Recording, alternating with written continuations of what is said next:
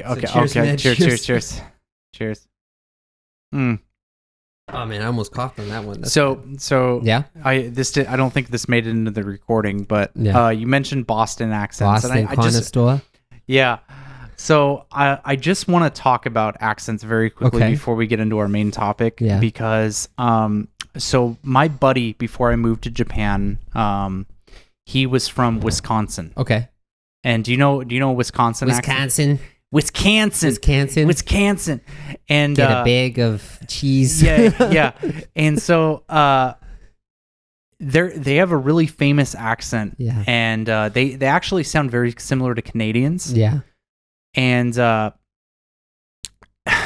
it used to crack me up because if you're familiar with American accents, you'll hear somebody talk from Wisconsin. They'll be like, oh yeah, hey, yeah, you do this, don't you know? Yeah. So like he would, I swear to God, like every sentence would be, oh yeah, man. Like this is so great. Like we'll go out and have a beer and he'll say that, and it's just like, oh dude, I can't keep a straight face around you. So a good movie to get that kind of an accent is Fargo, which I still haven't seen, but have you seen it? No. It's a really famous movie apparently, but I haven't seen it.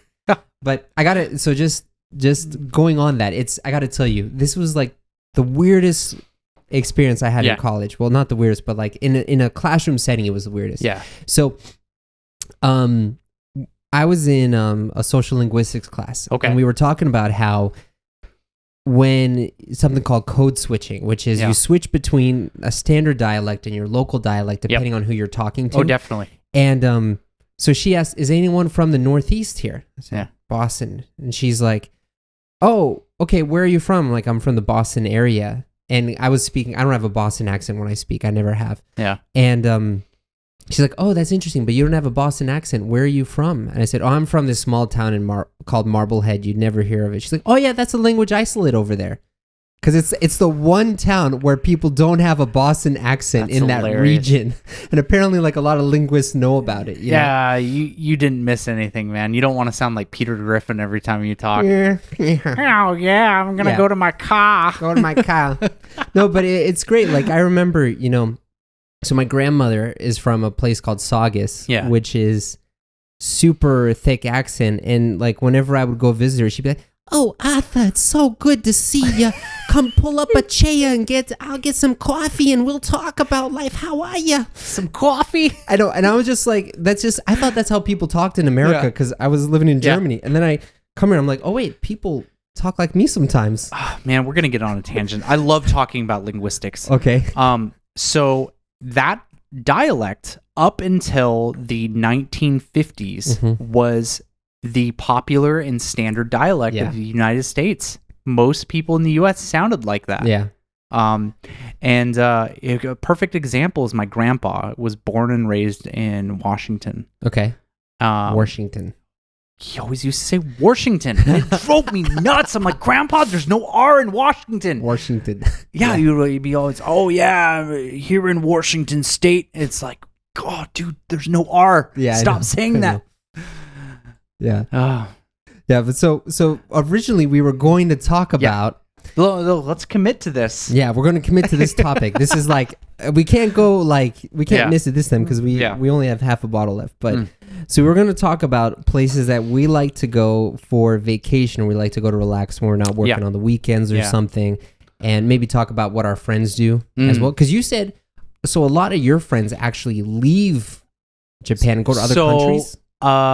It depends on which group of friends we're referring to. Okay. So my Japanese friends, as soon as we get like an extended weekend, and I'm not even talking about a long weekend, just 3 days, they'll go to Korea or Taiwan or something. But what about your foreign friends? My foreign friends will often go to like Hokkaido or Kyushu or Okinawa. Okay, yeah. So they stay in Japan. Yeah. So I found that really kind of funny because like even many of my foreign friends have been here for a while. Like my really good friend's been here for 16 years. Okay. And I've got another buddy who's been here. God, the guy's like an ancient fossil at this point. He's been here for like 35 years. Wow. Yeah. And so even those guys are still they're still staying in Japan. Yeah. And my coworker, the guy's like at retirement age pretty much. He's 60 years old. He goes, "Do you know Yonago?"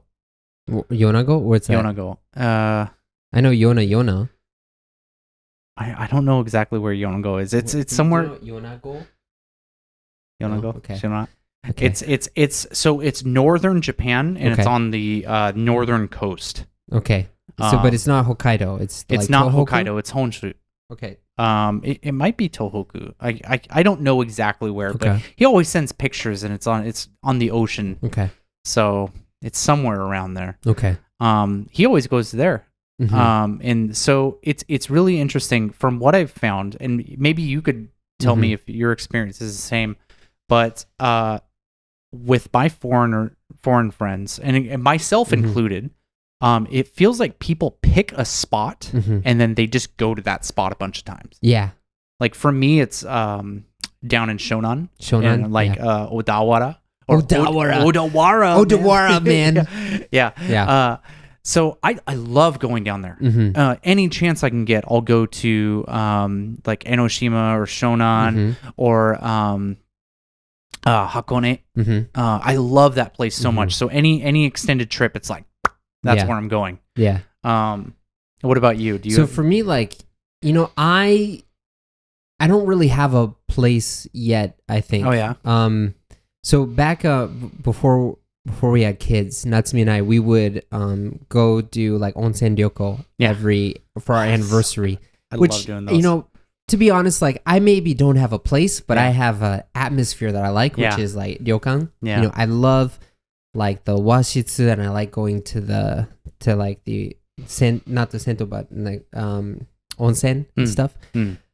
But since having a kid, we've been kind of busy. But for me, I think the place where I feel most comfortable is like Kamakura and Shonan, because I grew up near the ocean, right? Yeah. And the thing is that Kamakura actually has a lot of similarities with my hometown. Oh, does it? And that they're very old-fashioned, known for their history. So like in where I live, you actually, for a lot of the houses in the historical district, you can't modify the outside because a lot of them are 400 years old, 300 years old. Yeah. So you have to keep that. And they're really narrow streets. It's very historical, right by the ocean. Lots of tourists. Yeah. And lots of locals who don't like the tourists. And so I go there. But to be honest, so in September, I went to Hokkaido for the first time. Yeah. And it was so weird because we took a bus tour kind of like north of Sapporo and stuff.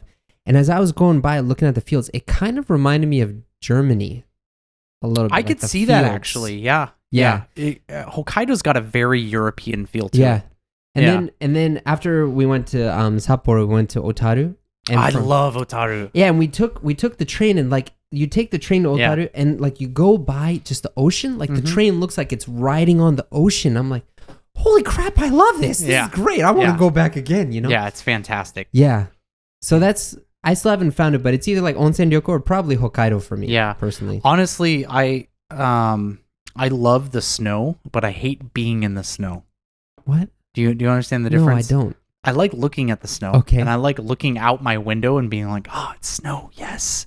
But I hate being in the snow. What's so bad about being in the snow? I just don't like it. It's cold. It's like the definition of mendokusai. Like I just can't be bothered with snow. It's funny because maybe I know I'm a weird guy, but I'm probably like especially weird because I love the snow. Like I actually love shoveling snow out of my driveway. You are a psychopath. Well, it's like it's good. Oh, I love hard work. Because it gets me outside. It gets me exercising, and also like I get to have some quiet time where I'm like focusing on the task. Like so in Boston, it's not uncommon for when it starts to snow for it to snow 1 meter in one night. Wow, that's crazy. And so then you wake up and you have all this snow. You have to get it out to go to work and stuff. I don't know. For me, it's fun because it's like, especially when it's like fresh snow because it's not heavily packed. Yeah. Later on, a couple weeks later, when it gets packed down and gets mixed with the mud, then it's whatever. But like fresh snow, it's just kind of fun. It's like hi ho, hi ho, hi ho. It's off to work I go. You could be a little dwarf going and collecting stuff in your that's how I am. No, but it's just like I don't know. I love it. So probably part of it is also because there's no snow in Tokyo here ever. Yeah. Yeah, that's very true. I Hey guys, if you've watched this far, you're going to love our Austin and Arthur friends. In the Austin and Arthur friends, you're going to really improve your English listening, and I mean a lot. As a friend of ours, you will get each episode ahead of time with no ads, so you can watch before anyone else. But not just that, you can ask us questions or leave comments, and we will make a special video each week answering questions and responding to comments. These videos will not be released publicly. They are for friends, members only. It's a great way for you to ask our opinions directly and for us to respond directly. You'll also get listening practice questions and answers that you can check. Answers are for friends, members only. Oh, and anaume mondai mo desu ne. So you can check your listening. But not just that, for each episode, you'll get a list of native phrases we said from the video, along with practice sentences and pronunciation practice to help your speaking as well. You'll also get access to a members-only community where you can talk with us, the both of us. Mainly me, right? No, definitely not. This is a great way to support our show, but also get closer to us and improve your English as well. For more information, click on the link in the description box, the gayorang, or go to our website, austinandarthur.com. In the 6 years that I've lived here, it has snowed one time. Yeah. And it was that one, you probably remember this, is about 5 years ago where it snowed and like the snow actually stuck around for like 3 days. Yeah, right. I remember that. And then it was gone and it's never happened. Yeah, it was horribly inconvenient because I was in Harajuku at the time. You were living in Harajuku? No. I was just hanging out in Harajuku.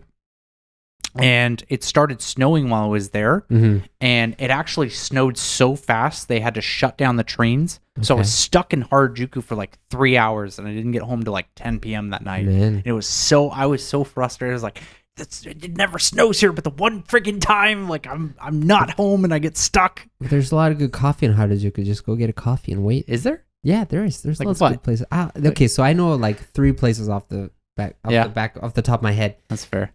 But I'm a coffee guy. Yeah, that's fair. But so that's kind of like when you want to make a trip. But like when you have free time, like so when you're not working on Sunday like you did today, what do you do? I mean, it kind of depends on what I'm doing, right? I have a lot of friends who live in Kawasaki, actually. Me included. You included. And so a lot of the time on weekends where I'm free, I'll actually head down and, either go to your place or go to one of my other friends' place and usually just have dinner and just get drunk all day. Sounds really fun. It's really great. I really enjoy it. I get to spend a lot of time with my friends and hang out. And so I end up spending a lot of my time in Kawasaki, and that's actually a huge reason why I'm moving out here. I just realized Kawasaki is like the greatest place in Kanto. It really is. If you think so, that's great. It really is. I'm very happy to hear that. It really is. I'm moving out soon, but you'll come back. It's all right. Yeah. But yeah, I spend a lot of time in Kawasaki. So most of my time, like I would say on an average weekend, I'm spending my time in Musashi Kosugi and what is it called? Not Shin Maruko. Okay. It's on the Nambu line. Oh, not Shin Koyasu. Shin Yurigaoka? No. Not that one. Okay. Shin something. We can look at it later. Oh, no. Musashi Shinjo. Musashi Shinjo. Okay, yeah. Okay. Yeah, I knew there's a Shin somewhere in there. Okay. Anyways, I'll spend a lot of time out there, and it's fun. I really love Kawasaki. So I'm kind of curious to so maybe, I don't know like what your life was like after graduating and stuff before you got here, but what would you do on the weekends in the States versus like in Tokyo? Never went out. Really? In the States. Oh, I shouldn't say that. I used to go out all the time drinking, but I never did daily activities. Okay. In America. Never. Like what do you mean by daily activities? So something that I actually regret because living in Seattle is a fantastic place to go hiking. Yeah. I have never once been hiking in Seattle. Really? Never once. Wow. Yeah. Okay. I think that's not uncommon among people from Seattle. Yeah, it depends on the type of person who lives there, you know? Like there are some people who just never do. Yeah. So I used to go snowboarding when I was younger. But I never went hiking, and I actually think that's a big shame because I started hiking when I was here in Japan, and I actually really enjoy it. I took my wife hiking when we first met, and I think she really hated it. Yeah. Do you know Takao-san? Takao-san, yeah.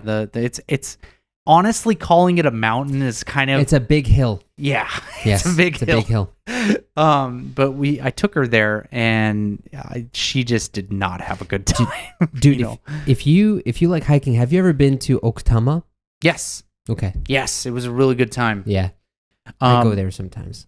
I'll tell you what specific hiking spots that I really like is we went to Odawara. Okay. And there's a lot of hills around that. I mean, that area is pretty much just hills and ocean, right? And something that I really like about Odawara is there's a lot of forest temples or like forest shrines, I mean. Yeah. And you'll go there, and it's like literally the shrine is like you have to do a hike up the hill just to visit it, and it's just it almost looks abandoned because it's kind of like overgrown with all these plants, and it kind of like reminds you of like a Ghibli movie, where it's just like it just feels like a magical place, and it's such a fun experience. Yeah. No, you know, it's funny you mentioned that. So like one of our buddies, Andy, he actually lent me a book about how Tokyo developed its community and like road system and stuff. Like why is Tokyo the shape that it is now? You know? And one of the things that they were talking about was how in like traditional agrarian, we still have a little bit left. Agrarian Japanese societies, you know, you would have like the rice fields, and then you'd have the families on one side of the rice fields, and then on the edge you would have the shrine of that area. And that shrine was actually just not the actual shrine, but it was the symbol of the shrine because the real shrine was up in the mountains. And so it was almost like the kami lived in the mountains in those mountain shrines, and he would come down to the shrine that was on the edge. Yeah. Because that was on the edge, and like that's how people would interact, so they didn't have to go up the mountain every time. Because like in Western architecture, you have the churches in the center. Yeah. But in Japan, the jinja is on the edge because it's closer to the mountain. And I was like, oh, so really the place where the kami lives is in the mountain. That's where you really should go if you want to get connected. And you know, going to Okutama or hiking in other places, I really feel that because like even if it does seem a bit run down or beat down, but that's like that feels more real to me. It's part of the charm. Yeah, no, I completely agree. So if you go to Odawara, it's and you go in the hills, they have these thousands of year old burial sites. Okay. That you'll go to, and it's these literal holes that you'll see in the hillside, and it's such. Do you know what a power spot is? Yeah. Power spot. Yeah. So it really is because you just get this like really big sense of like this is an important area. Yeah. You know, and it's such a fun experience. Speaking of power spots, do you have any places that you would call like a power spot in the States that you can think of? Ooh, I mean, there's absolutely power spots in the States. I never really experienced any. Like I never like really got in touch with nature in the U.S. Yeah, I was just never interested, and I regret it. Yeah, because America has some absolutely beautiful natural scenery. Yeah. I will say there is one time that I had a really deep like nature experience when I was in the US, and that's when I went to the redwood forest in California. Oh, dude, I want to go there one day. It's crazy, man. It feels like you're in like some like fantasy story. Like the trees there, like you'll see in pictures the trees are big, and you'll be like, oh wow, this tree trunk is like wider than a car. Like that's interesting. But then you like go there in person and you see how big the trees are, and you're just like, dude, this is wrong. Like trees are not supposed to be this big. It's crazy. The forest is huge. And it's so easy to get lost in it because when you go in the forest, and actually the forest around Fujisan kind of has a similar effect. Okay. When you go deep in the forest, it's weird. It actually acts as like an insulator for sound. You can't like it's so quiet that it's like it's eerie. It makes you really uncomfortable. Actually, it's like what it should not be this quiet. We're in the middle of a forest, but it's a really interesting experience that you just can't get anywhere else. So speaking of that, like, so I remember when so I went with my sister to Kyoto and we took a Hokkaido Shinkansen, right? Yeah. As we were going by and we were looking at the scenery, she made a comment saying, "Arthur, the trees here are so weird." And I was like, "Yeah, you know, I've noticed that the trees feel different." Do you know what I mean? So I don't know if this is where you're going with this, but I've always said the trees look like broccoli here. Yeah. Do you know what I mean by that? So yeah, because for me, like, it's almost like when I see the landscape in Japan, it's almost like covered with really big moss. Yeah. Not necessarily trees. Yeah, that's exactly how I feel. Yeah. Yeah, it's weird because it's like, you know, so in Europe and in America, you have these big trees and like you see tree. But in Japan, it kind of all it's just like this big puff, like mushroom green and then building. Yeah, right. You know what I mean? It's really weird how that is. But like, man, yeah, I didn't do hiking so much in the States. Well, also in Boston, there's like no mountains. Like actually, when I went to Seattle was the first time that I saw mountains in the background. Really? In the distance, I was like, oh, this is cool. It's like they're painted. Dude, there's mountains everywhere in Seattle. It's like you're literally surrounded by them because you got the Cascade and the Olympics. Yeah. But man, so we were going to talk about like what we like to do on the weekend. This turned like a hiking episode here. But it's fun to talk about. So for you, like, where is some place that you haven't explored yet that you would really like to go check out? You know, Eastern Tokyo. I never go out there. In fact, I couldn't even name one area in Eastern Tokyo. There are a lot of good places. I'll show you around some. I literally like, if like the furthest east that I've gone is the center of Tokyo. Well, so Monzen Nakacho is kind of on the eastern side a little bit. Kinda. I guess like Asakusa. Yeah, I mean that's kind of on the east. That's kind of on the east. I shouldn't say I don't know. I know Asakusa pretty well. Just because I live on Asakusa-sen. So we're gonna go to Asakusa again for Oshogatsu. Okay. But I don't know Eastern Tokyo at all. Okay. Like what's that place? Not Kichijoji. Kiyosumi Shirakawa? No. Kabukicho. Kabukicho is in Shinjuku. Is it? Yeah, like there's an area called Kabukicho in Shinjuku. Oh, I always thought Kabukicho was. I never go there. Okay. So I thought that was in Eastern Tokyo. Well, it's clear that I don't know Eastern Tokyo at all, man. There's some cool places. I've lived here 6 years, and honestly, Kinshicho? Was that Kinshicho? You know what? That's what I'm thinking of. That's what I'm thinking of. Yeah, I've never been there, but I've heard. I know the name. It. Yeah. But that's what I'm talking about. Like, Tokyo is such a big place that, like, I'm still just exploring otaku. Yeah. There's so many places in otaku that. Honestly, like I could go to a new place almost every day and still probably not run into the same place. Yeah, right. And so most of my experience, like I know Western Tokyo pretty well at this point. But I don't know Eastern Tokyo at all. There's some good places that I can show you. Like also places that are great for like date spots with your wife too. Like I for a little while I was kind of always exploring like Shitamachi. Yeah. You know, but I wouldn't want to live there, but it's nice to visit. Yeah. You know? Yeah. But anyways, I think we're done with this now. Okay. So let's finish this. Fair enough. Great, man.